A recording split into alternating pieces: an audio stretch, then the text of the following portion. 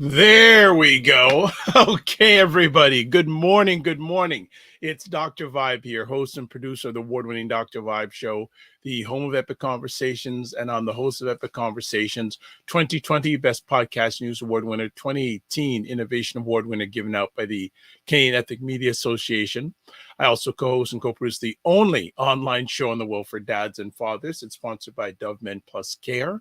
And between that and all the other crazy things I do with the dad show, our team has reached out directly and indirectly to over 100,000 fathers around the world. As always, I like to say, you're blessed, highly favored, a magnet for miracles, and a solution for someone's problem. I'm even stealing something that David Archer, who was on Monday, Black psychotherapist. I'm too blessed to be stressed. So I want to say good morning to everybody. Let's see who's already in the room. Ted E. Evans, handling your interest. Yes, good morning, Ted. How are you? Hope things are fine with you. Interesting morning so far. Ryan is not here yet. I know usually he has to walk his kids, he says his kiddos to school. And Wayne Harris, our scheduled guest, I haven't heard from Wayne. So I'm hoping that he is okay. And we'll see what happens here. So going to do it hand solo until we get things going on here. So a few things, normal housework. Please subscribe to the Dr. Vibe Show on YouTube. Hit the subscribe and then hit the notification button. The notification button helps with subscribers and algorithm and all that stuff. And also follow the Dr. Vibe Show on Facebook, LinkedIn, and Instagram. If you want to advertise your business, product, or service on the Dr. Vibe Show, please contact me at dr.vibe at the drvibeshow.com. Excuse me for a second. Okay, that's better. And then also, let's do this. Get to that in a second. Join the Morning Vibe Discord group where we continue the conversation throughout the week. So you can also email me dr.vibe at the drvibeshow.com. Been a little bit of a crazy morning this morning, so bear with me. I appreciate you bearing with me. So let's see, got some other things going on in the comments here. Good morning. I just finished up breakfast and getting to my desk. Okay, well, I'm glad you are taking us to your desk, and I hope breakfast was good. Mine was 2 glasses of warm water with lemon and then 2 fruits. And hopefully after this, I'll get some almond bread. Oh, good. Mr. Harris, where are you? You're supposed to be here. Where are you, my brother? You're supposed to be here. I see you in the comments. Good morning, Fitnats IQ, Cam, otherwise known as KSEYLRWFQ. Mr. Harris, you're supposed to be here. Oh, yes. Not almond bread, almond butter. Almond butter with gluten-free rye bread. Let me correct myself. Mr. Harris, you should be here. Link, please. Okay, everyone, just bear a second. I'm going to say, I thought I sent you the link, Wayne, but I'm going to do that right now. So we're going to multi-purpose and get it to Wayne. I just got to do it real quick here. So everyone, bear with me so we get Wayne the link. I thought I had sent it to you, Wayne. My apologies. Okay, let's do this. Okay, we're going to send Wayne his link. So it's all on me, family. It's all on me if I didn't send it to Mr. Harris. I thought I did. So let me just do that, and we'll get Wayne on in just a moment. Okay, there. Okay, Wayne, link has been sent. You should be in the green room momentarily. So let me get back to some things. All right. Okay. Fitness IQ Kansas. I almost got excited and was going to ask for a slice. Okay, well, the almond butter on the bread is really good. No problem. And she says, well, it's a smart idea to be in the chat with Mr. Wayne. Ah, there you go. And then, all right, we forgive you. Thank you. Someone has forgiven me this morning. But we got some other things we want to talk about. So we're going to run a little bit of a something here for everybody. We've got a lot of epic things coming up over the next few weeks on the Morning Vibe. But next week, we've got something really tasty coming up. So let's take a look.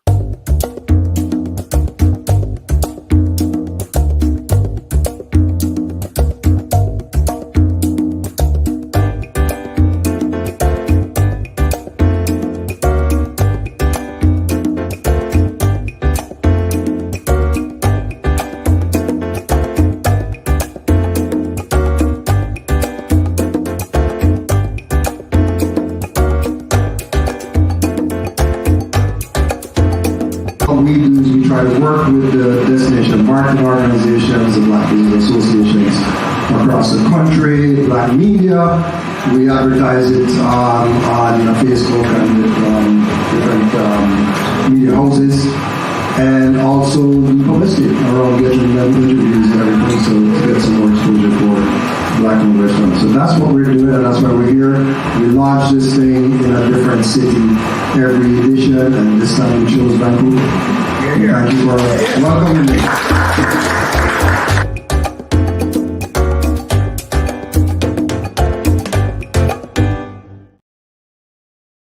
So coming up next week, next Monday and next Friday, we're going to be having some of the restaurants who are participating in the fall edition, 2023 fall edition of Buy Black's Restaurant Week. There is the link on the screen if you want to check out the participating restaurants and who's partaking in that event. So that is next week. So if you love food and you want to get some stories behind the people who make some great Black food in Canada, check it out next week. We're going to have them on. So this is great. Oh, yeah, we're a little bit messy this morning, so we're going to get on a smooth ride. All right, let's get everything smooth out. So this is great. Wayne is going to be with us in just a moment.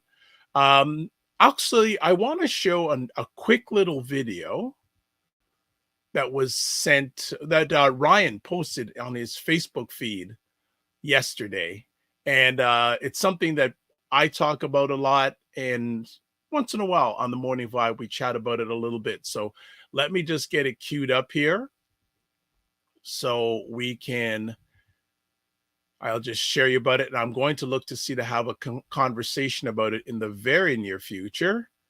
Okay, we got that. We should have something on the screen. It up. Okay. So I'm going to see if we can play this video. Hopefully you can hear it okay. What's up, everybody? Hope everybody's having a blessed day. I'm having a really good day. Went to Mia Center opening. It's been a great day. Applauding all those people who've been involved in that 15-year journey. Mia Center looks great. Make sure you go support it. For that after this. So I got an email while I was there from one of my friends.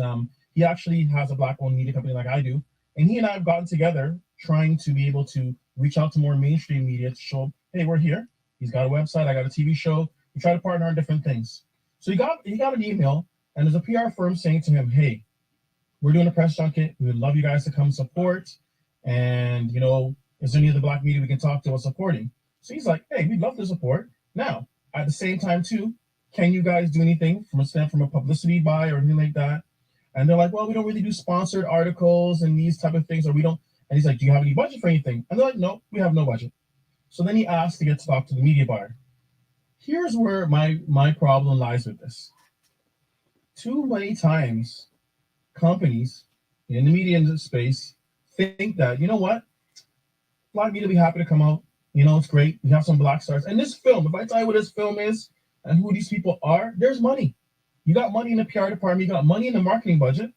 Because I know I'm going to start seeing a bunch of commercials just now because this thing's coming out now. It's Christmas related. That's all we got to do.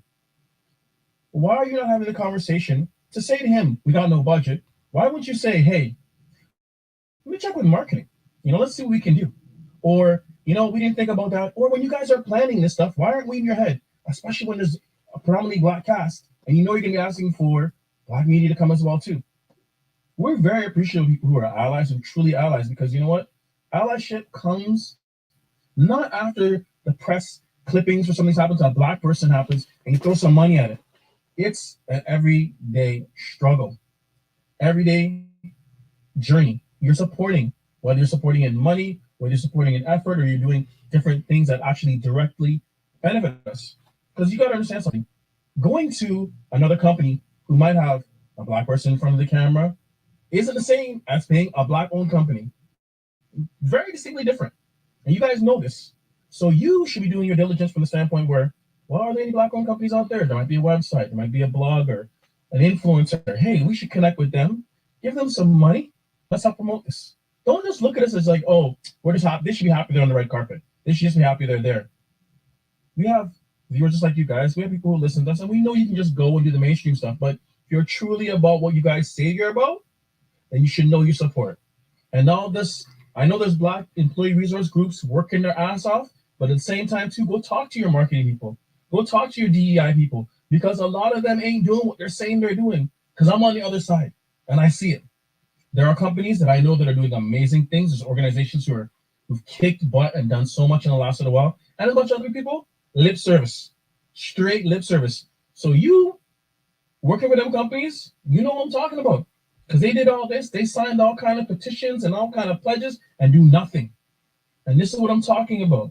We're sitting here and I'm 2023, November, and I'm telling you that people ain't spending money with black media, but asking black media to promote them. Make it make sense.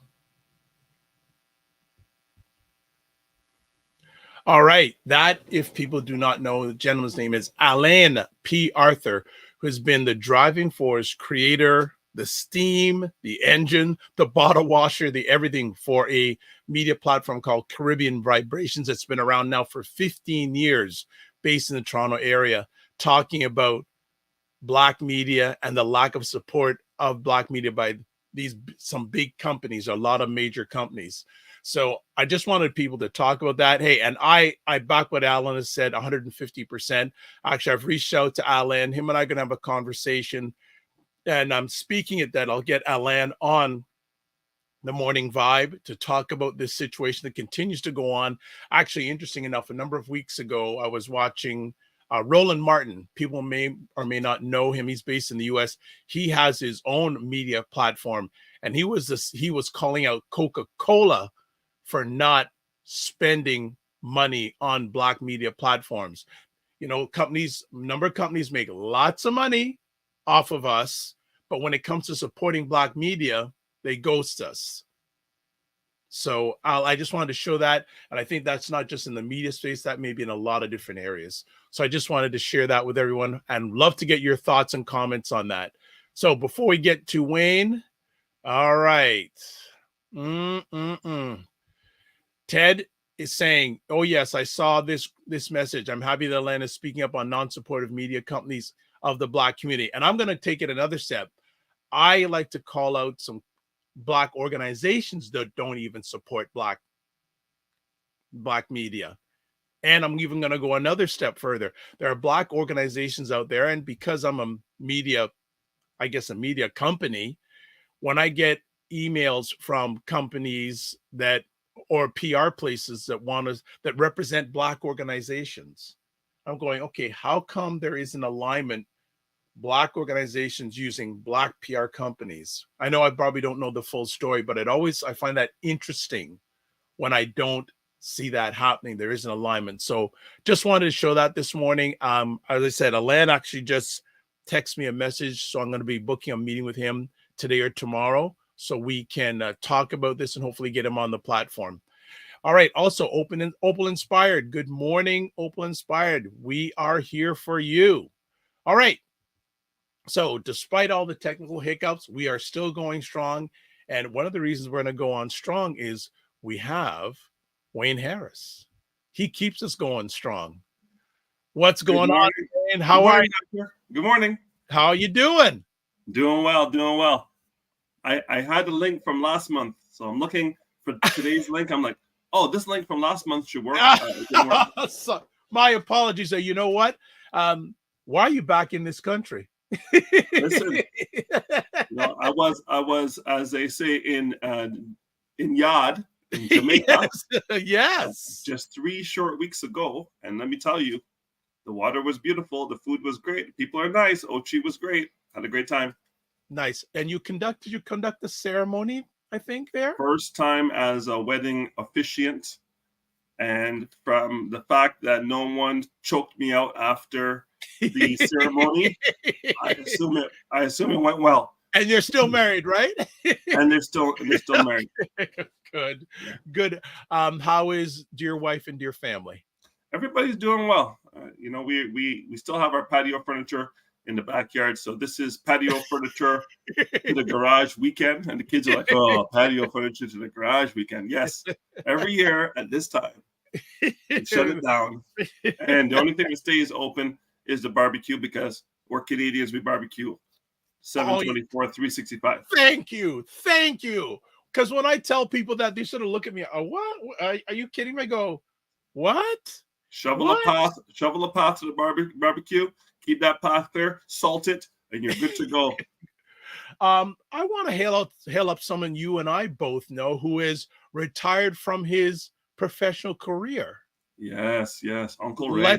Let's hail up Ray Williams. 100%. When I first moved to Toronto 33 years ago, I wasn't I was actually in the bank. I was working for CIBC back in the Malvern town. So a shout out to Malvern. And I was doing that for a little bit, went into the IT space and came back having banks as clients. And Ray was a member of what used to be called the Urban Financial Services Coalition. Yep. Then became the Canadian Association of Urban Financial Professionals. And that's what it is now, COFP. And he was one of the first presidents, him and Paget Warner, who passed away recently. So rest in peace to Paget. But Ray was one of the original founders and members of the UFSC and COFP today, and they're still doing big things for people who look like us in the financial services. There's a little bit of mentorship going on. There's a lot of professional development going on, a lot of networking going on. And now, because of the original members, there's now sponsorship, because the people who were junior executives 25 years ago are now senior executives. Yes. So the path is clear. When Ray said he didn't see anybody who looked like him on Bay Street, he was right 25, 30 years ago. And now he's a big part of changing the narrative for Blacks in the financial services, including myself. So thank you, Ray. Nice. Make sure he gets his flowers while he's still here. Absolutely. I put a message saying, when is the cooking school opening up? Exactly. That's what I want to see, that cooking school.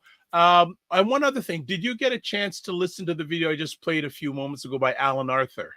Yes. Any quick thoughts on that at all? Well, yeah, Alan and I are working together on a project, and I can tell you this: he knows that space because he owns that space from a Caribbean perspective. And again, you're either a producer or you're a consumer. Yep. They see us as consumers, so they don't want to pay our producers. So we have to change that narrative, and that's maybe where he can get together with other people who are involved in media, form an organization like yourself, and approach them as a collective effort rather than having every little group try to go and ask for money. Once you have an organization, I guess the best example of that would be the Black Professional Technology Network, which had its big symposium last week. Yeah. They are now a group of 80,000 members strong. So they come to the banks as a block. So in the infancy days, they got sponsorship from a couple of major organizations. Now people are begging to sponsor that symposium because they have 80,000 people who make very good money in the IT and banking spaces. So critical mass helps. Reach, strength in numbers, right? Exactly. Absolutely. Just want to reach out also to Frequency Event Promotions. Good morning. Roger Dundas. Good morning, all. This is good. And no, I know Roger is another proponent of bringing Black media houses together so we have a stronger voice out in the corporate landscape. And then I just want to piggyback on what you're saying about bringing those numbers together. I've mentioned on the platform before that Dr. Tati is starting her Indie Soup media platform, and she's based in Fort Lauderdale. And it's within the next 2 weeks is going to launch. She sent me a material, and she has got about 30 content creators, and their combined reach is over 1 million people. Right. That's what I'm talking about. Yeah. So that's always been true. Yeah. So when she goes out for sponsorship, it's going to be a little bit easier to say, hey, I've got this platform, which I'm a part of. I have 3 shows on that platform, by the way. And that's 1 million eyeballs. And also I can leverage that when I'm going out for sponsor. Hey, I'm a member of a network where you can get your message to potentially 1 million people, North American, actually global, not just Canada, US, but global wise. Right. So I think the key here is having one mission, right? One mission. What I think a lot of Black organizations traditionally do is they want top-down leadership. I'm the leader. Everyone follow me. We must be in lockstep and we must be unified. No, we don't need to be unified in that sense. What we need is for everyone to understand the assignment. The assignment is to get access to those media buys and have them include Black media. That's the mission. How we get there is where the art and science of negotiation comes in. And everybody knows that if you negotiate from a position of strength, you have a better chance of winning than from a position of weakness. So what I see are these people having their independent businesses doing whatever they want to do in their business, and then federating, coming together as a virtual block, going and getting their ask, everybody getting their ends, and then going back and doing what they're doing individually. So no one's in control per se. There's no leader per se, but they come through one funnel. So who's going to be the tip of the spear? That's what they have to negotiate. It would probably be the person who has the most connections and contacts and can bring the most value to the table, as opposed to the longest OG in the game. Go with the person who has the most reach. Yes. Right. And that's probably how I would consider looking at that. Well, maybe we need to include you in all this because your strategic thinking is right on point. And I think that's not only when it comes to media, but just general. Thank you. It comes with the beard. It comes with the white beard. Well, okay. There's a number of different topics to chat about this month. Yes. Where do you want to start? Well, first and foremost, it's November 3rd, and it's Movember, right? So Movember was created to create awareness for prostate cancer, testicular cancer, and mental health within the male community.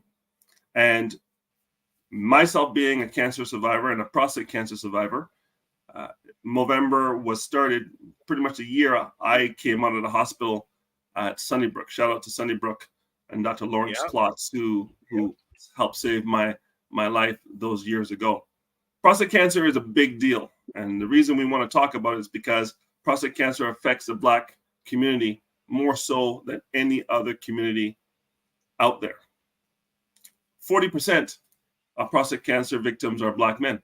That's a big number. Case in point, my grandfather had prostate cancer. He died of it. My father had prostate cancer. He died of it. I had prostate cancer. I'm surviving, knock on wood, so far 17 years. But I was diagnosed with prostate cancer at age 39. Now, that's very young, but not so fast. Prostate cancer is a slow-moving cancer. And I had people, when I told them I had prostate cancer, women dismiss it, saying, it's one of those baby cancers you can get rid of.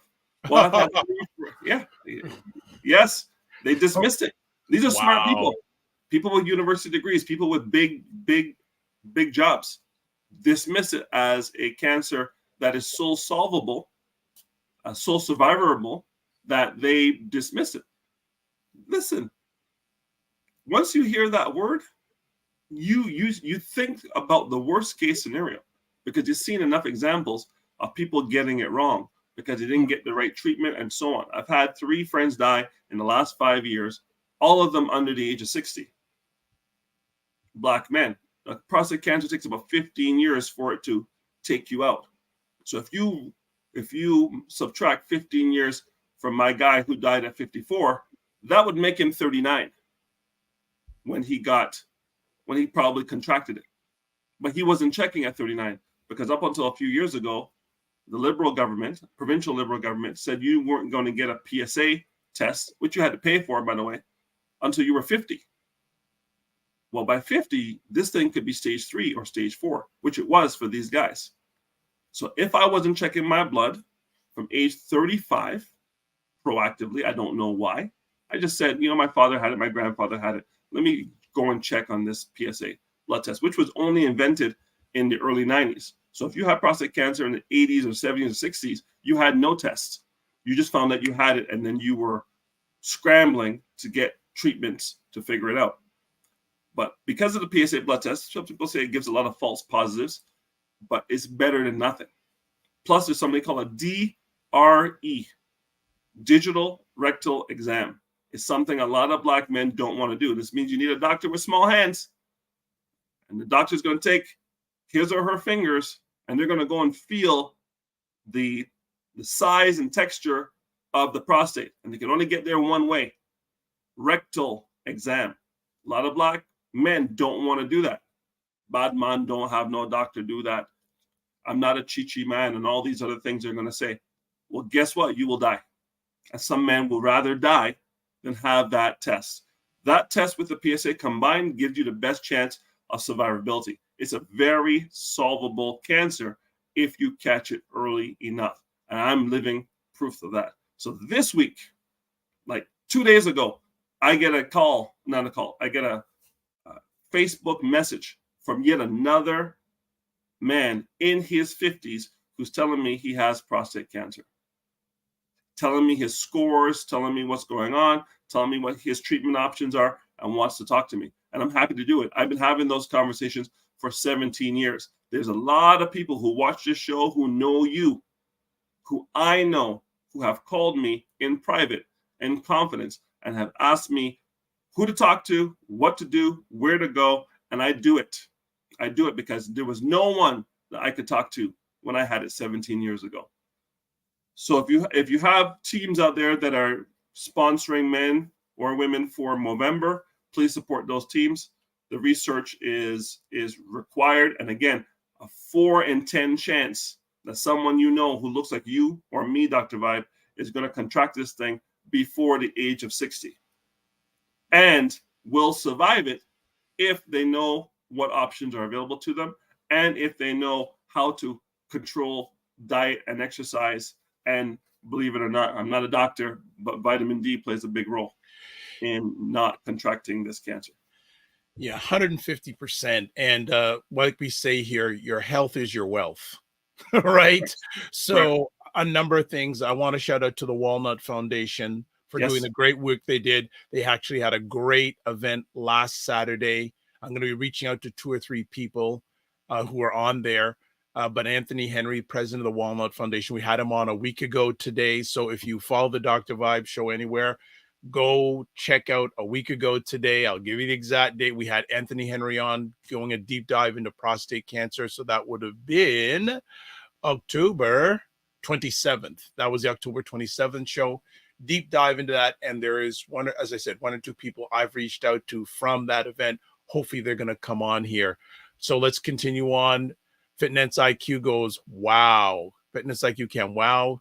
Divine Right from the DMV. Good morning, everyone. Happy Friday. She also says, Thank you for talking about prostate cancer. My grandfather had prostate cancer when he got the lymphoma. It sped up the process, and then he passed away. It needs to speak about more and treated. And then Fitness IQ Cam says, how do you suggest to the young Black men that refuse to do the tests? Yeah, it's a great question. I think that has more to do with culture. I would say baby steps. The first things first, do a PSA blood test. If you can do the PSA blood test and you do not want to do the digital rectal exam, if the PSA shows low, again, false positives, false negatives. But if the PSA shows no, you're doing better than most, because the PSA is going to give you a baseline of your scores. So my scores were 0, 0, 0, 0, 0, 9. 9 is bad, very bad. I went from 0 to 100, literally, and I went into the doctor. Here's the rub. It's so interesting. I was making very good money, what I considered to be very good money at the time, 2006. And because I got this new job, I had a rule of thumb that I read from the book, The Wealthy Barber. This is long before I got into finance. I said, you need to have 10 times your gross income in insurance for yourself and your family. So I went to get more insurance, 10 times my base salary, my new base salary. I called the insurance guy that was recommended to me. He sent a nurse. She came, she drew blood and urine and did all the tests and then left. Less than a week and a half later, I get a call from them saying, call your doctor. Call my doctor. Call my doctor. So I call my doctor. I said, what's going on, Dr. Rob? His first name is Rob. And he says, I need you to come in immediately.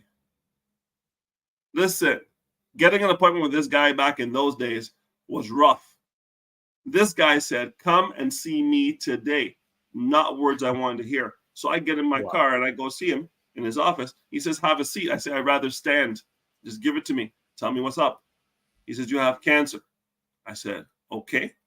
I said, what type? He said, prostate. I said, okay. Because my father had it and he survived. I said, I have a chance.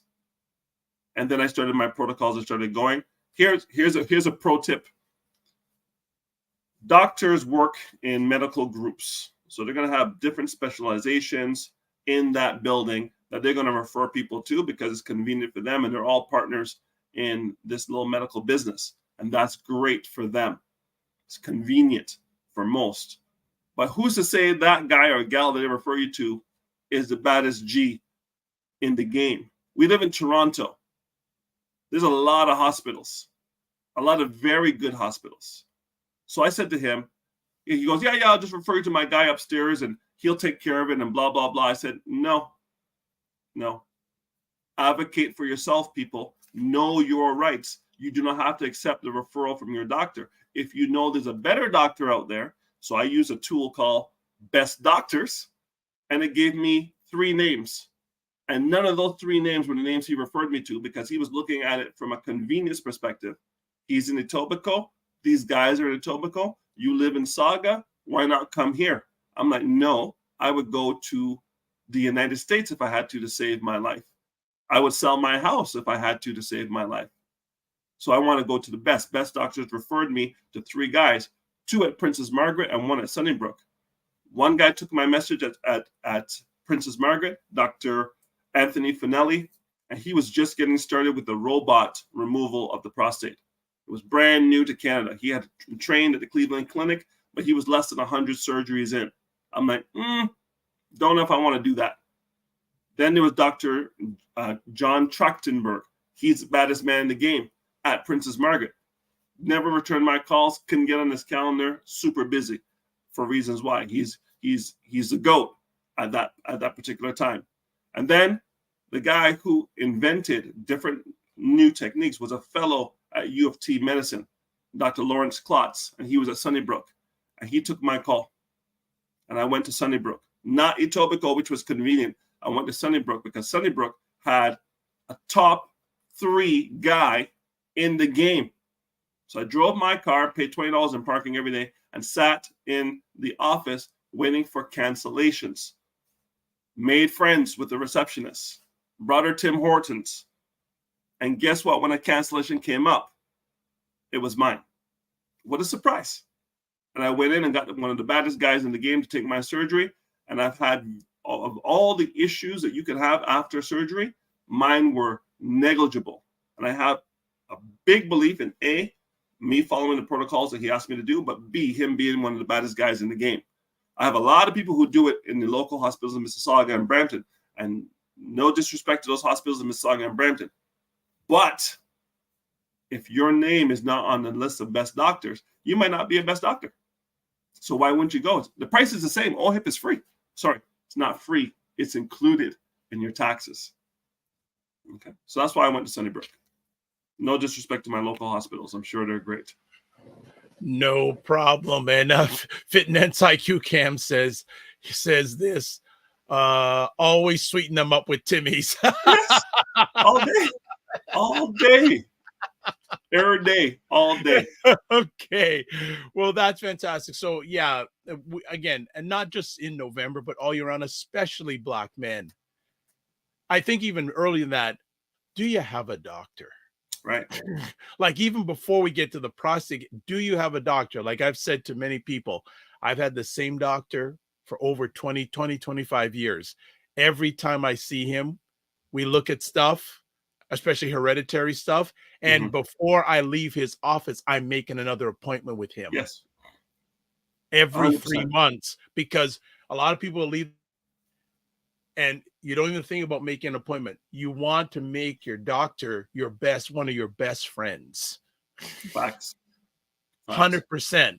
I'm not perfect. There's a lot of things I'm not good at, but when I tell people I have a doctor for over 25 years and I make appointments every 3 months, they look at me like I'm on crack. Why are you doing that? Well, I want to live as long as possible. Facts. So one of the magic moves is this. Doctors may not be taking on new patients. Again, true. There's a formula that they have, and once they max out that formula, they don't make any more money, and there's no incentive for them to take on new patients. But for the Dr. Vibe Show family, if you refer someone to your doctor, they have a much better chance of getting that doctor versus coming off the street to get that doctor. Yep. So absolutely. Remember, I'm not saying pick and choose your referrals because everybody should get a referral, but don't overwhelm your doctor. Do this like every Olympics, right? Once every 4 years. If someone needs a doctor and you refer someone, you're doing it once every 4 years, you give it a referral because other people have doctors as well and they can give referrals. But what we should do is we should have a referral network, especially people who are been here from time and don't have doctors. We should have a way for us in the community to refer and rate. Well, as well. And we're just going to go to a break in just a moment, but we had, on another one of my platforms, we had the Black Professionals Health Network, the BPHN. They have a list of health professionals that you can go to, family, that you can get help with. Yeah. So there is a resource that is on there. And if anyone wants their information, get in contact with me or just go online, look at Black Professionals Health Network. I went to their launch event, met a whole bunch of Black professionals health professionals that look like yourself and myself. They are out there. So don't make the excuse that, I don't know anybody. I don't know where to look. Go online or you got human resources right here. So what we're going to do, we're going to take a real quick break. And then Wayne's going to get into whatever he wants to chat about. There's a number of different things that are on the plate for today's conversation. But I thought that, yes, it's very important that we talk about Black men and Black men's health. So we'll be back in 90 seconds after this. And that's what I feel like. You feel like you're the Harriet Tubman of the mind. I am. I feel like I'm I'm one of the Harriet Tubmans of intelligent Black people. Like I want to liberate y'all from like being left behind and ignored and oblivion. Now, really, the rappers get all the attention. Seriously, does anybody else feel this way? Like ignorant Black people, they'll be all up, getting all the headlines on the Shade Room. Overly sexualized Black folks. Like the twerkers and the, just people that, don't always represent the best of us, the diversity, like people like Dr. Vibe. Like everybody should know about people like Dr. Vibe. Dr. Vibe he's trying to do good work for Black people. Dr. Vibe from Toronto. Good to see you, my brother. Dr. Vibe. Everybody follow Dr. Vibe. He has a great show. He's very good at what he does, and I have a lot of respect for him. Okay, so let me hop into this. What's up, Dr. Vibe? How you doing? Everybody, if you see Dr. Vibe in the chat, everybody go follow the Dr. Vibe show. Dr. Bob is a real smart brother and a good human being. I like the guy a lot, and he's very intelligent. And I think everyone should pay attention to what he's got going on. We got to shine the spotlight on the intelligent Black people out here that are really doing the good work. Don't just pay attention to the rappers and the celebrities. You know, a lot of these people are losers. Your true winners are your people in your community that are really having your back. Helping us to have stronger families and a stronger community. So Dr. Bob is in that category. So you might see the Dr. Bob show in this chat. If you see him, please go follow him. Okay. All right. So anyway. All right. Shout out to Dr. Boyce and Dr. Alicia Watkins. Always good to have their support. And also to I'm going to putting it up very soon. Dr. Alicia was on the Dr. Vibe show recently, and she talked about, we're actually going to do about a 10-part series about the Black family and trauma. And she got into a deep dive of historical trauma and the Black family. So I'm going to suggest that you check it out because she's at the top of her game. She is at the top of her game. So Wayne, we have you back. Yes. Number of different actually there's just some comments that just came out before we get back. I think one of your big supporters Dr. Vibe and Wayne, Heather Harris, this is critical advice. Save your lives and your families, man. There you go. And Fitness IQ Cam says, thanks for telling your story. I didn't think he shared his story. He not only told his story, he shared his story, and hopefully it will have some people who are watching this live or on the replay make a decision and take action. I'll leave it at that. Wayne, what do you want to talk about next? What do you want to share about? Well, last month we talked a little bit about living benefits and the power of, insurance for not just when you're gone, but insurance for when you're here. And people need to understand that there are two types of benefits. There are death benefits that can help you while you're alive, but also help your family with final arrangements, final taxes, final debt, because that debt doesn't go away, final debt, and setting up your next generation for wealth. And that transfer of wealth can be done very, very tax advantaged and sometimes tax free. But there are also what I call living benefits. And living benefits are benefits that are going to pay out while you're alive.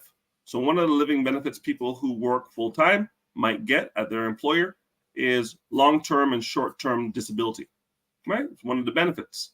That means if you're sick and you can't go to work and the doctor gives you a letter saying you can't work, the company will kick in short-term disability for the first 90 days, and they will pay up to 60% of your gross salary every 2 weeks and keep your general benefits. So this is a good thing. That means you're not going to zero when you are disabled for whatever reason. You have to go in for a surgery. Some people went out there, play soccer, they broke their foot. It's their right foot, and they have to drive for a living. They're a truck driver, right? But you work full time, so you can't use your right foot for 6-7 weeks or maybe 3-4 months. They will pay short-term disability and allow you to convalesce and still have income coming in. Now, there's a couple of types of disability. There's disability that will allow you to stay off work, but then the insurer is going to say, are you ready? Are you ready? Are you ready to go back? Are you ready to go back? Are you ready to go? They want to get you off as quickly as possible. You want disability insurance. You need to check this, people who have jobs and benefits. That is your own occupation. What does that mean? That means if you're disabled and you're off and you come back, you have to do the job you were doing, not any job. Because the insurer might want you to go back and do something that's well below your station to get you off of disability. That's why a doctor or a lawyer or an engineer, someone who's very specialized, has a different type of disability insurance because they will come back to what they were doing. If you're a professor, you don't want to come back and be a barista because no disrespect to baristas, but they don't make the same as professors. They'll say, get you back, because they want you off the benefit as quickly as possible. Insurance companies make money when you pay for things and don't use them. It's how they make money. So if you have a living benefit and you're actually using it, right, the insurance company is paying out. rather than just taking in premiums. So what they want is a lot of people paying in and very few people getting paid out. This is the business model. Your job, if you have disabilities, take a look at your disability coverage to see if it covers you for partial disability, or do you have to be fully disabled? Does it cover you for illness as well? Because the pandemic was illness, it wasn't physical disability. Would you be covered for that? You need to look at your policies. Those of you, and there's a lot of us on here who are gig economy people. Gig economy people either have to leverage their partner's benefits from their employer, or they have to go out and get your own benefits. Well, guess what? You can get your own benefits. And if you're a truck driver on here, you know truck drivers, they can get $2,000 per month without any medical. If they want only $2,000 a month, $2,000 a month, no medical, I got them. If they want more than that, I have a psychologist working with me, and they're getting $4,800 a month is what their disability is going to be. It's enough to pay their bills. It's not to make you rich. It's enough to pay your bills. And you can do that for 2 years, 5 years, or up to age 65. Obviously, if you do it for 2 years, it's less expensive. If you do it up to age 65, it's more expensive. But you're covered till 65. I know a lot of people who've had strokes in their 40s and 50s. If you have disability coverage till 65, that at least gets you to the point where Canada Pension Plan in Canada, and I guess your Social Security in the United States will cover you and take you into your senior years. You do not want to have more month than money when you're retired. Right? I'll say it again. You do not want to have more month than money. You want your money to outlast the month. You want to have money in the bank at the end of the month. You do not want your money to run out on day 22, day 24, or day 26 of any given month. So you can't eat and feed yourself and have a warm house for the last 4 or 5 days of the month. And this is what's happening to a lot of people out there, because you can get medically devastated financially. There's medical bankruptcy in the United States is prevalent because people get sick and they lose everything they have because they don't have anything to back them up. Think about this. If you're in the United States and you go to a hospital, the hospital says, listen, it's 15 G's a day to be in here. The bed costs money, the food costs money, the TV costs money, the room costs money, everything costs money, and the billing is just going. If you're in there for 3 months, you can come out and everything you own will be gone, foreclosed on, because you didn't have any income to cover those things while you were in there. Plus, your credit is getting smashed because you're late on your bills because you're in a coma. So now you come out 3 months, 4 months later, you're healthy, and they clap in you in a wheelchair to wheel you out the door, and you come out there, and every bank you owed money to has you in collections. Your house has a sign on it say, for sale by sheriff. What happened? Well, what happened was you didn't have anything in place to supplement your income because you weren't dead. If you were dead, you're covered. You had life insurance, but you're not dead. That's why you need living benefits. And they are disability, which you already know through work, short-term and long-term. Critical illness, where if anything happens to your eyes, your ears, your limbs, your organs, all things heart, all things cancer, the majority of them, even Alzheimer's and dementia are covered by critical illness.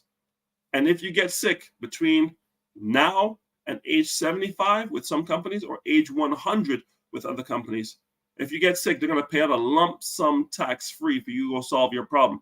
If you have health insurance like in Canada with Ontario, OHIP, Quebec, RAMQ, other provinces have their own, or you have Medicare in the United States, you supplement that with the critical illness money to get the tests that those things do not cover, to get the drugs that those things don't cover, to get access to the clinical trials that those things don't cover, because OHIP will cover things, but they may not cover clinical trials for certain drugs because the drug might be too expensive and they don't want the province paying for it. But if you have critical illness, of rule of thumb, 1 year your gross salary plus 33%. Why? Because if you make $100,000 a year and you go to Buffalo, you're going to take a 33-cent haircut on the exchange. So get your gross salary and add 33% to it so you can cover the US exchange. So now you have 100,000 US. And that will go very far in the US, in Cuba, in Mexico, or any other geo around the world, save the European Union, which is more expensive than the US dollar. Does that make sense? Yeah, there's a number of comments flying in here, so I'm going to catch up with things. So Colin Willis, good Colin, you're not watching me on Instagram Live anymore.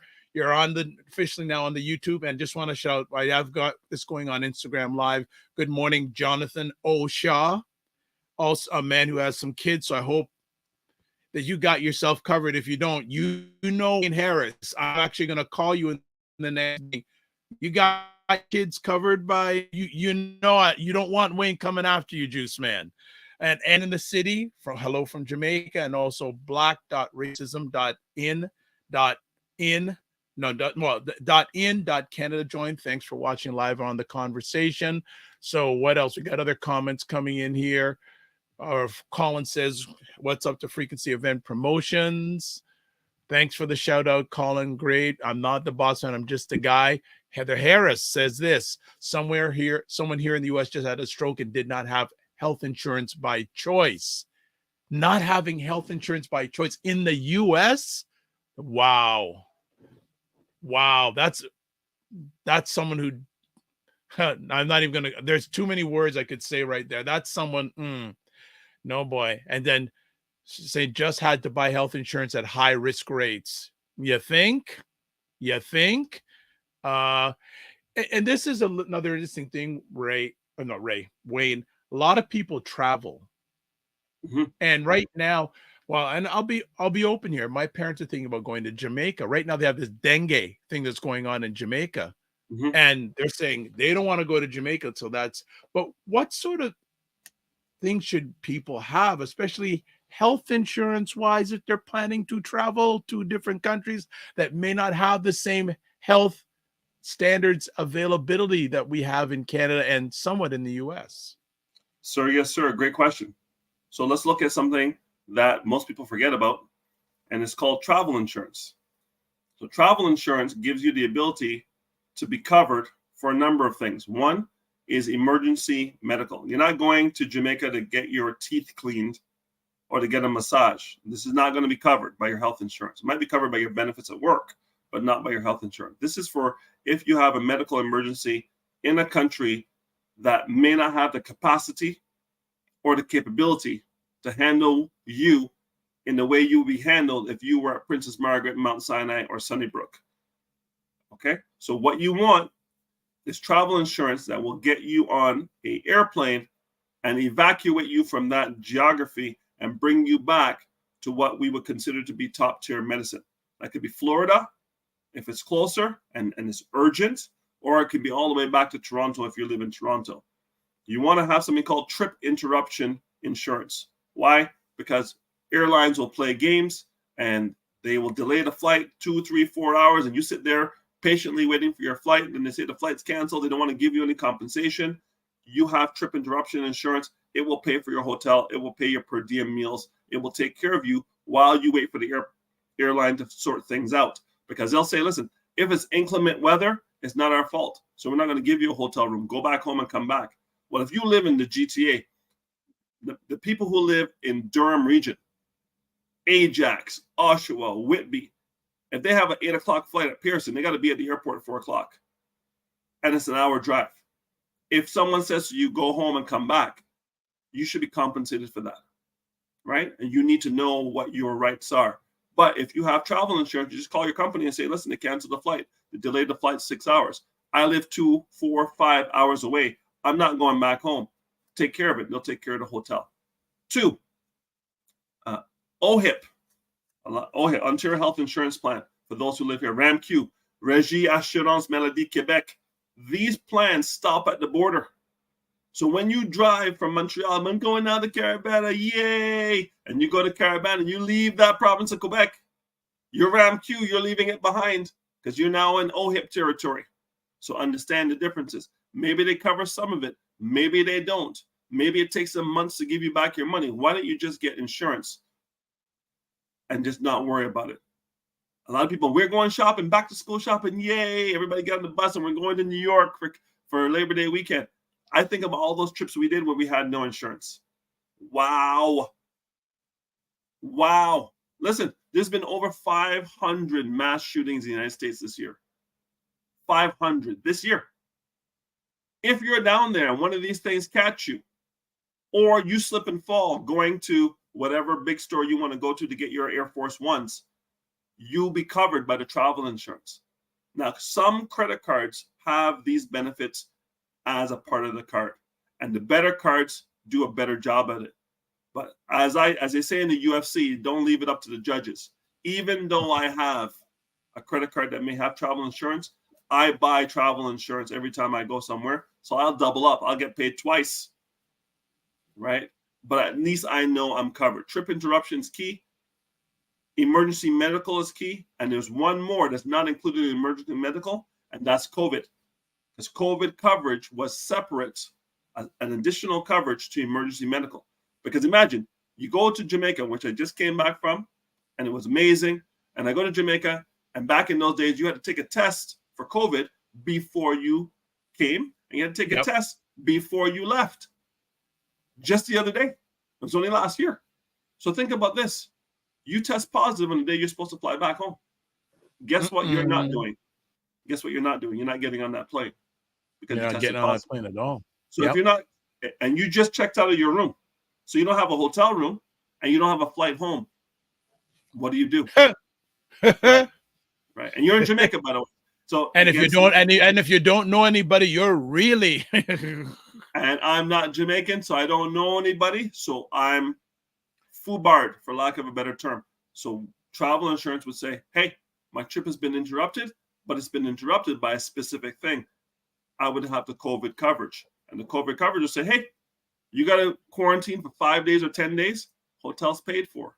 Meals are paid for. Transportation to and from the airport paid for, because I had that coverage. Costs very little more than emergency medical. So use your credit card, but understand this. The credit card is only good for 14 days. So if you go to, some of these people go to Yad for 3 weeks, think they're covered, put it on their credit card. They're good for 14 days. Day 15, you're on your own. And it happened to a friend of mine who went to Barbados. Wow. Okay, so a few things. Wayne, going forward, you're covered in Jamaica. All right? Yes. You're covered, because I got family, they got your back. You're a good man. And even to the point, if you're ever in and around Montego Bay and you need a place to stay, we've got a place for you.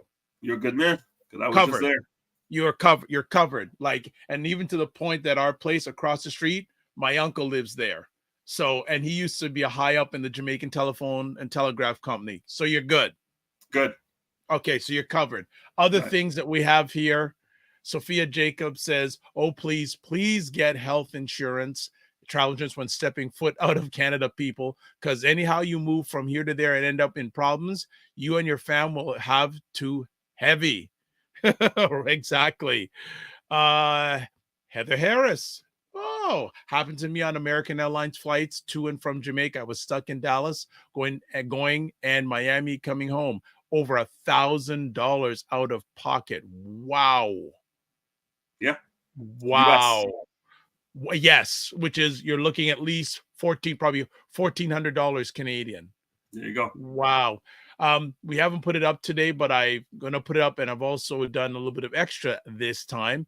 If you want to get a hold of Wayne, these are all the contact places. But what I've also done is on all the platforms where you can watch this, the replay or watching it live, that contact information is in the comments.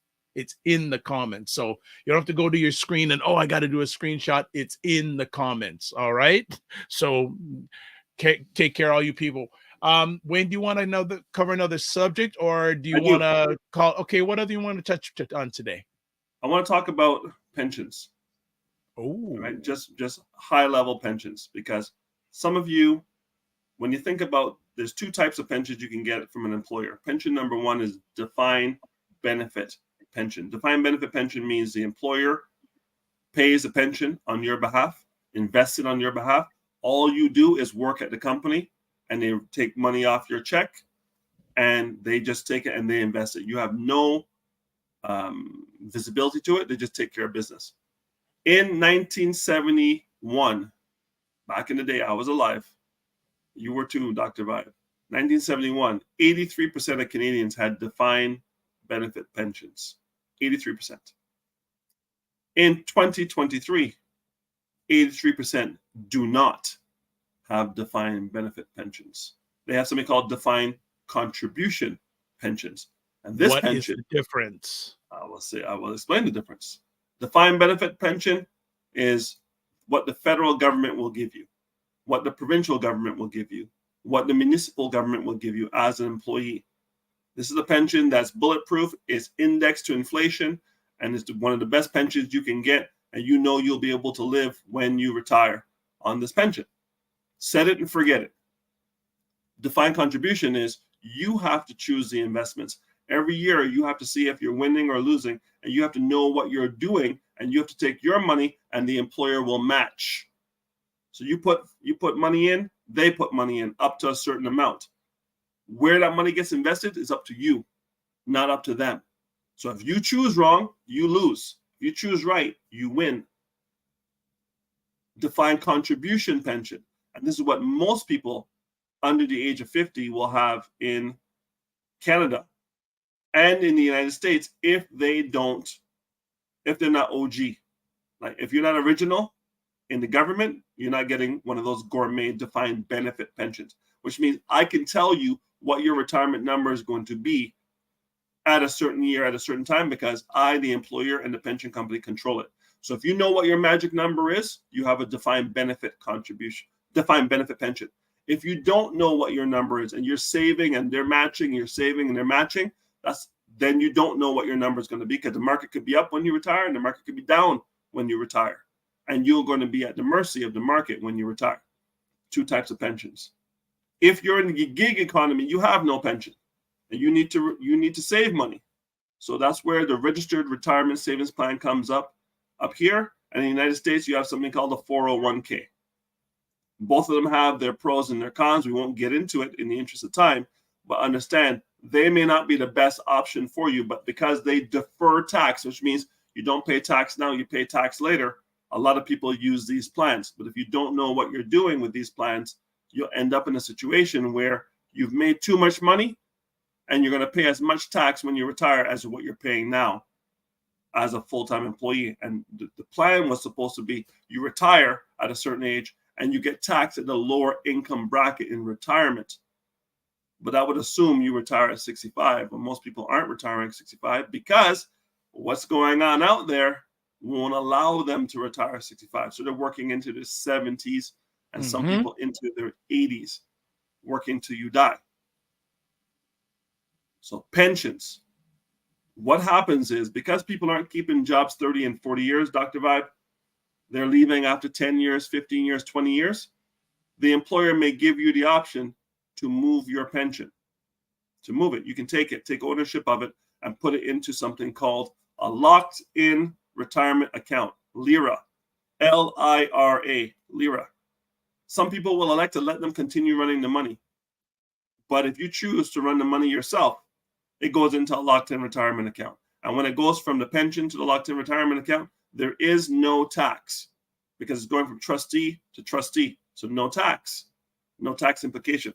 Sometimes you will have the ability to put some of the money into an RRSP or your own 401k in the States. So you can't put everything into the locked-in account, which you can access after age 55. You can put some into RSP. Whatever can't go into the LIRA, whatever can't go into the RSP will go into your hand, and that money will be taxed. In Canada, we have the tax-free savings account. In the United States, you have the IRA. Okay?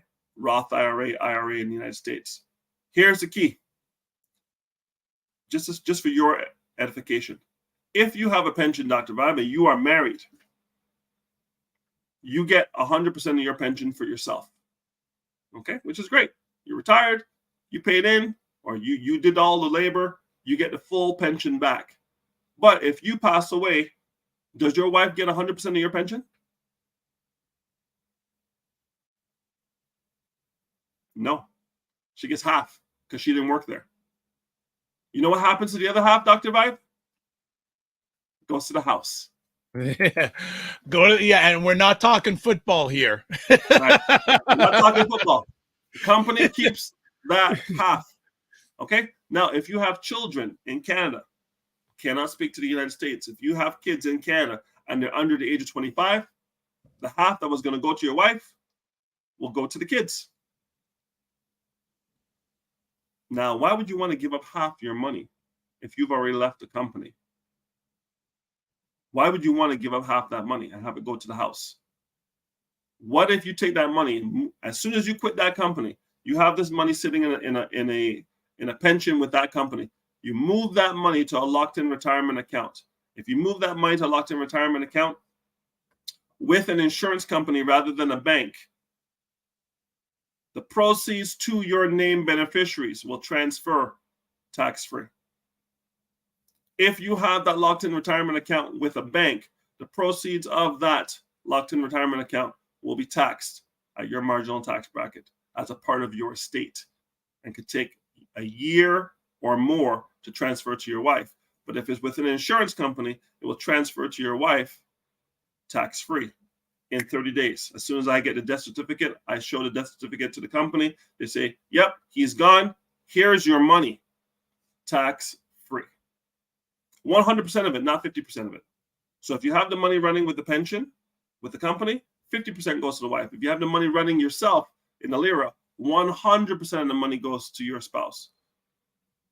If you don't have a spouse or you're divorced and you have your kids as named beneficiaries, 100% of the money goes to them, not 50%. 100% of the money goes to them tax-free. So when you leave a company and they give you this pension, you need to find a home. Find me and let me put that money into a locked-in retirement account for you. When you get to 65, I can have it pay you income every month from the lira. This comes a lift, a locked-in income fund, and it will send you the money. When you turn 71, it will riff, and it will pay you money every month until you die. Whatever's left over will go to your spouse or your kids, whether they're 25 or not, because you have a named beneficiary there. And that's the big difference between the two. But book me, you have my information there. Someone can call me, say, listen, I got this. I worked at so-and-so company for 15 years. I left them. Now I'm at the bank or now I'm at the hospital.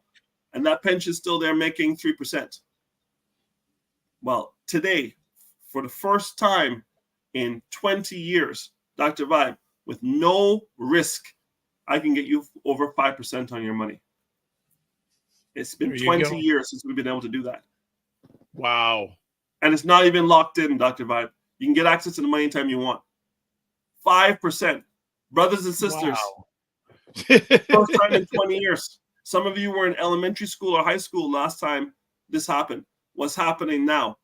So if you have money that's earning, I had a lady the other day, $30,000 at 0.5%. Ouch. In her savings account. It would take her 144 years for 30,000 to become 60,000. 144 years. I said, are you satisfied with that return? She goes, no. I said, well, let's talk about moving it. 5%. Okay. That's so huge. Pensions are a big deal, and dead pensions. You're no longer working at a company, but sitting. Oh, with the yes. Yes. Get that out of there. If you have a locked-in retirement account, go look at your statement and see what it's returning. Like I said, most people who look like us in certain demographics are very risk averse. I want to put money in the market. I want to lose money. Listen, if inflation's 4%, your money's earning 1% or 0.5%. Are you winning or losing, Dr. Vibe? You're losing big time. Right? And then you got to pay tax on that money, Dr. Vibe. Insult to injury. Losing again big time. And so there's some people believe we're in a recession, but I'm hearing more people saying one's coming soon. So you're going to even lose more. Listen, in about 25 days, we're going to have Black Friday in the United States. And we're going to do the same thing up here because, Canadians, we're going to follow suit to our American brethren and sistren. If we have a great Black Friday and we have a great Cyber Monday, we probably will have a good Christmas. And if we have those three things that are good, we will kick out of this malaise, economic malaise, sooner rather than later. I want to interrupt you there because it's interesting, especially in the U.S. I've heard many economists say the reason why the recession hasn't been that great is that the consumer keeps on spending, but they can only spend for so long. And I'm wondering how much of that spending is on credit cards. Well, let me see if I can. You understand where I'm coming from? Because the economists are saying the reason why we haven't, because the consumer, especially the American consumer, probably a little bit of the Canadians, keeps on spending. And I think, okay, I mean, one of the reasons why they're probably spending more because prices have gone up. Not that they're, they may be spending on the same things, but because of inflation, yeah, they're spending more at the end dollar wise. But the question is, what's left in their pockets? Right. Let me show you this. Let me show you this graphic. Okay, I just want on Instagram, Bistro Nola saying addiction to credit. Yeah, addiction to credit. Like I'm just going, the consumer can spend the way out of preventing a recession, but what do you have in reserve?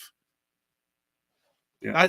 That's just me. That's just coming from my lens. I may be completely wrong, but I know that savings are going down, especially post-pandemic. During the pandemic, all the people were saving like crazy because they didn't need to spend on anything. But now that residual that they had is going down. While Wayne is looking at some stuff, we'll just catch up on some comments here. Also want to say hello to Trey Canarney. Hey, Trey, she was from the brand sponsorship summit. Hope things are well, Trey. We have to catch up on a conversation. Moses.sun42 blessings. Thank you so much. We're chatting here with Wayne Harris on the Morning Vibe. You're catching a bit of it on IG, but the best place to catch it is on the Dr. Vibe show on YouTube. I'm going to have this up for a few more seconds. Okay. Can you see the slide, Dr. Vibe? Yeah. Just give me one quick second. I'm going to get through these comments. We'll get to the slide. Good morning, gents. When do you get double benefits if you got 2 travel insurance policies? Yeah, one contract won't know anything about the other contract unless you tell them, right? Okay. Fitness IQ. Let's see if we get to it. The only irony is the taxes in the certain tax brackets always increase. And Shirley says, knowledge bomb Wayne. Okay. And Trey says, thanks for the guy. No problem, Trey. My pleasure. Okay, let's get this screen up that Roger. Okay, there's also a question here. So Wayne, you're going to get yourself into some more bonus time because there are questions. But all right, let's get Wayne. You can't see it on Instagram, but Wayne has a graphic up the market and its needs. So go ahead, Wayne. So first box on the left, Canadian consumer debt, $2.86 trillion. Total credit card balances as of last year, $107 billion. So spending is spending. People don't save any money. 76.2 million Visa cards out there in the wild. Okay. Wow. Most of them with balances. So no savings. And the third thing is when you go into debt, you go into debt with before tax money. But to pay that money off, you're paying it with after tax money. That's why it takes longer. Because if you're in a 50% tax bracket like I was, I only have 50 cents to pay against my debt, but I had $1 to get into debt. 21.131 in consumer debt outside of your mortgage. So anybody on this call, take a look at what your debt is outside of your mortgage. Are you higher than 21.131 or are you lower? And if you are higher, call me because I've got some ideas for you. There's certain things you can do to get yourself out of debt if you approach it systematically. Yeah. Okay. Good stuff. And like this is a system, people. Capitalism is a system. So in order to beat a system, you got to have a system. This is where Wayne can come in and give you suggest systems in place so you can beat the system. Because you see what the system's done to many of us, right? So take your pride down. And I had to do this a little while back. Put your pride away and say, look, what do I have as a succession plan? What do I have for a daily plan? Do I have a plan? Right? Like I'm growing up, I remember on our old was it Zenith Television? My dad had a card, 2 words, plan ahead. Yeah. Enough said. Enough And said. the last point I'm going to make, which Sure. we discussed many months ago when we first started doing this, and again, I appreciate you for giving me the platform to have this discussion, but as you come into the end of the year, this is the last quarter, this is the last 2 months, this is game time, Yep.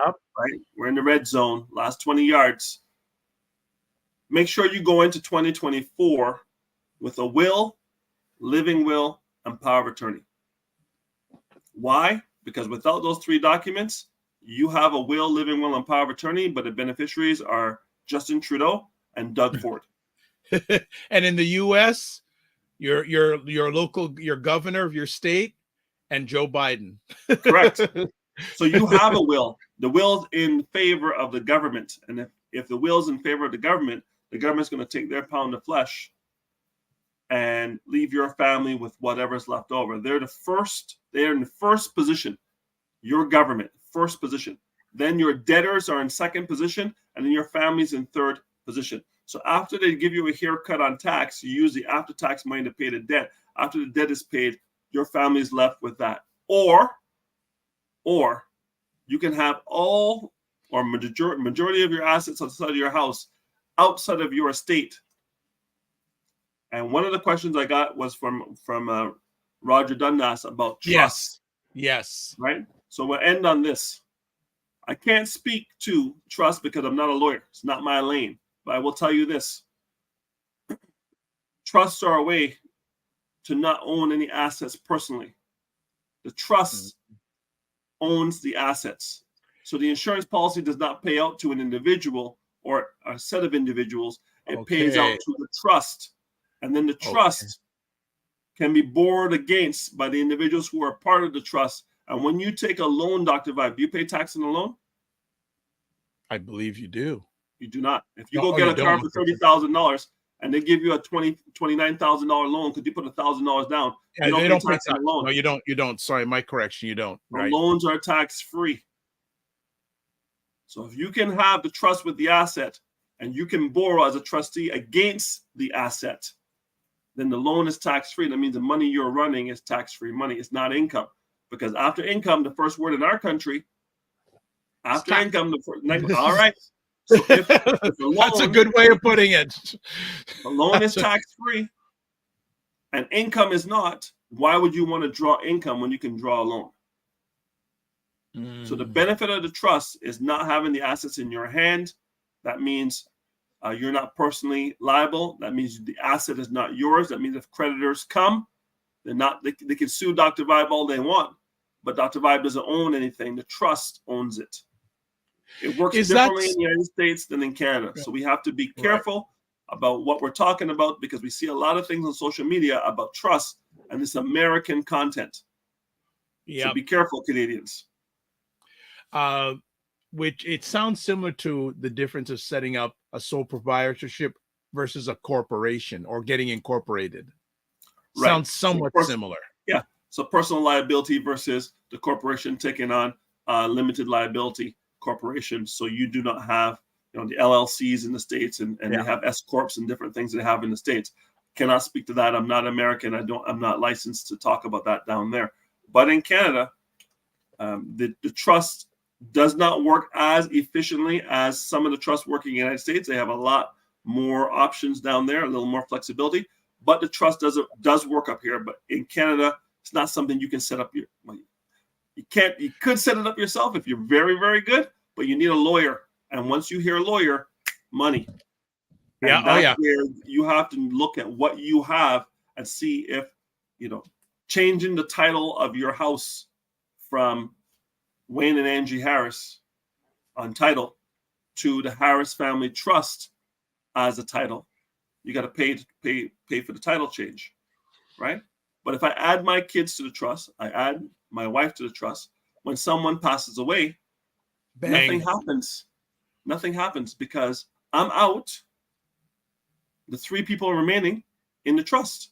Angie's out. There's 2 people remaining in the trust. My kids have kids. They add them to the trust.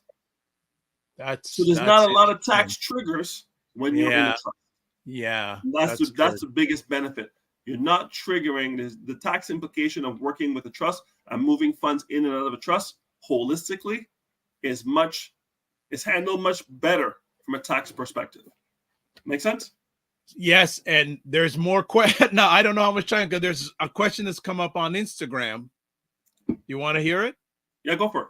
Again, Wayne does not have the expertise maybe in this area, but he'll certainly listen. Moses.Sun42 says, are you saying that if someone steals your money and puts it in a trust, you cannot sue them? Not personally, I would not think. But again, I'm not a lawyer. You would have to sue the trust. Okay. Money's in the All trust, so you have to sue that. All right. So everyone on Instagram, we're going to end it off here. I went longer than normal on the Instagram end, but I'm going to suggest you watch the full conversation. Go to the Dr. Vibe Show YouTube channel, subscribe, notification, share it out. As always, for the people on Instagram, thank you for taking the time. It's appreciated. Remember to give yourself grace. Don't just manage your time, manage your energy. Keep the faith, and chat with you soon.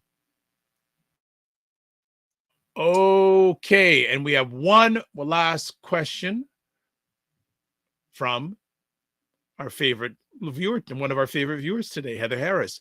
Buy food, heat your home, pay rent or mortgage. How much of what you bought last year during these super sales? Oh, she's just saying it to the general audience. Do you use that super sales that you use? Yeah. Interesting. Yeah, fair enough. In my garage, there are things with labels, price tags still on them. In my closet, there are things, price tags still on them. We buy because we buy. Consumerism is consumerism. Rampant. Yep. Right. So I can tell you, if we can figure out how to get back to not saving. Saving is what our parents did. We need to invest. Investing. Yeah. We need to invest. And if you're not sure how to do it, then this is where we have these concepts every Friday. If they go through the last year of Dr. Vibe Financial, they should have a little bit of a down payment on the knowledge that they're going to get. It's like, we should talk about this. We should combine this into a series. Like you actually, there's something rolling around in my head. We'll talk about that offline. You just spurred us a thought process here. So we'll let it be. Fitness IQ says, yep, I keep telling folks the information they find is normally American content. Yes. And then also she says, I thought I saw that there's a time limit for trust. I'm trying to do research as well. So do that research, Fitness IQ, and Cam, and tell us. That'd be good to know. Well, Mr. Harris, we have taken up probably way too much of your time. As always, want to thank you for sharing with our family. Interesting enough, I do have next month an accountant actually coming on. So that will be helpful too, and people get that taken care of in there. Any last things you want to show the audience before we call it a day? No, I implore people to, as we go into Christmas and spending, govern yourself accordingly. Give yourself a budget on what you're going to spend. Let people know we're about the storm cloud of recession is coming over your city and over your house. You need to batten down the hatches. And if there were ever a time in your modern history where I would say slow your roll on things you don't need, and now's the time. Yeah, now's the time. Okay, I'm not going to tell people don't spend and throw the economy in recession, but I'm going to say think twice before you spend the money. Do you need it? Do you need it? Yes, go get it. But if you don't need it, there's going to be massive opportunity. And Ray McMillan can speak to this, and all of your realtors can speak to this. As the pressure on the people who have houses, whose mortgages have doubled in the last little while, as that pressure comes up, mortgages that are now fixed are going to roll off. So you've been paying 2%, and now 6 months from this conversation, you're going to be paying 5%. Listen, they're scared. Where are they going to find the extra 3% from? Right, Wayne, did you see there was a story in a local newspaper the other day? People who have put down as much as $300,000 down payment on a house are walking away. Yes, $300,000 walking away. Not only that, they're telling you that they put $200,000 down, and rather than lose the rest, they're saying, come take this house for $200,000 less than I paid for it just to get me out. Jeez. Right? Because you bought in one market and now you have to face another sell market. Yep. in another market. So I'm going to say to people, again, real estate is not my lane, but I'll tell you this. Certain neighborhoods don't go on sale in Toronto. Mm-hmm. They're always a very fair price, usually in the favor of the seller. If things continue to get worse before they get better, and you can get into one of those markets that has less volatility of value, that's what I would do. Right? Well said. That's what I would do. All right.